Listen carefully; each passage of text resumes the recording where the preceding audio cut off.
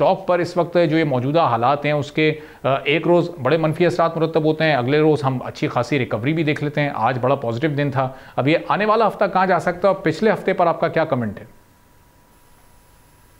देखें, अगर हम पाकिस्तान की स्टॉक मार्केट की बात करें, पाकिस्तान स्टॉक एक्सचेंज की, तो आपको पता है वो पहले से ही जो है ना स्पेकुलेटिव है। मामूली सी भी कोई अफवाह आ जाए, पॉलिटिकल हवाले से हो या इकोनॉमिक सिनेरियो में, इवन इंटरनेशनल चेंज में भी अगर जो है ना वो आप देखें तो बहुत ज्यादा रिएक्ट करती है।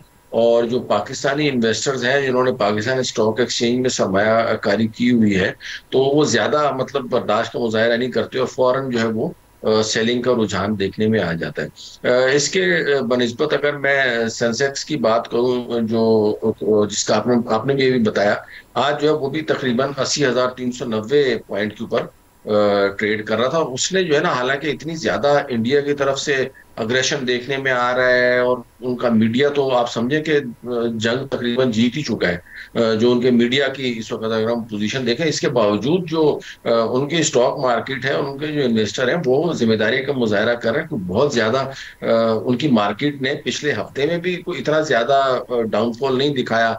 तकरीबन 1200 के करीब जो है वो पॉइंट प्लस में आ गई है। 1.55 जो है ना इस 2-3 दिनों में मजीद ऊपर आई है। तो उसने मतलब आप ये समझें कि पाकिस्तान की स्टॉक एक्सचेंज में और इंडियन स्टॉक एक्सचेंज में मतलब बहुत ज्यादा फर्क है। यहाँ तो एकदम से जो है वो आपने देखा कि तकरीबन 3-3.5 हजार के करीब जो है वो गिर गया परसों और कल के दरमियान। और आज जो है वो रिकवरी हो गई है, तकरीबन 2627 पॉइंट्स के ऊपर जो है वो मजीद बढ़ गया है। और आप 113,954 के अराउंड जो है वो इस वक्त ट्रेड हो रहे हैं। तो ये एक अच्छी बात है और खुशाइंद बात है मेरे ख्याल में। अगर हालात जो है वो इसी तरह रहते हैं, इंडिया मुजाहरा करता है थोड़ी सी भी जिम्मेदारी का, तो रूटीन के ऊपर चीजें आ जाएंगी। और जैसे हुकूमती इस्लाहात चल रही थी, आज जो है वो इन्फ्लेशन का अभी फिगर जो है वो पाकिस्तान ब्यूरो ऑफ स्टेटिस्टिक्स ने जो रिलीज किया, तकरीबन 0.27 जो है वो मंथ ऑन मंथ बेसिस के ऊपर जो है वो इन्फ्लेशन का इम्पैक्ट आया है।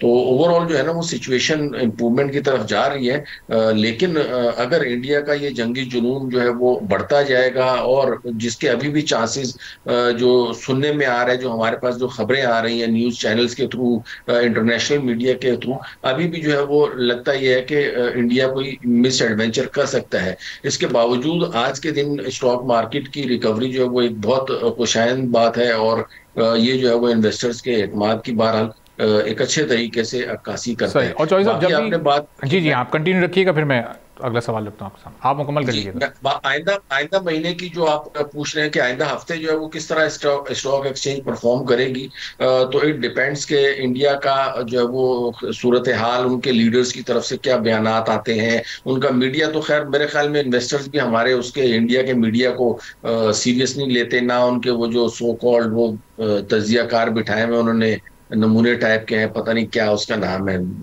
मुशे रखी हुई हैं। और मतलब उनके ऊपर तो खैर no no one take them serious. But international जो न्यूज आएंगी या उनकी ऑफिशियल जो न्यूज आएंगी, उससे अंदाजा होगा कि हमारा जो है वो आगे का जो हफ्ता है वो कैसा रहेगा। लेकिन मैं बहरहाल एक अच्छी उम्मीद रख सकता हूँ और इन्वेस्टर से भी जो है ना वो यही एक्सपेक्टेशन है कि ये अपना कॉन्फिडेंस जो है वो इसके ऊपर बरकरार रखें। सब्सक्राइब करें और बेल दबाएं ताकि कोई खबर रह न जाए।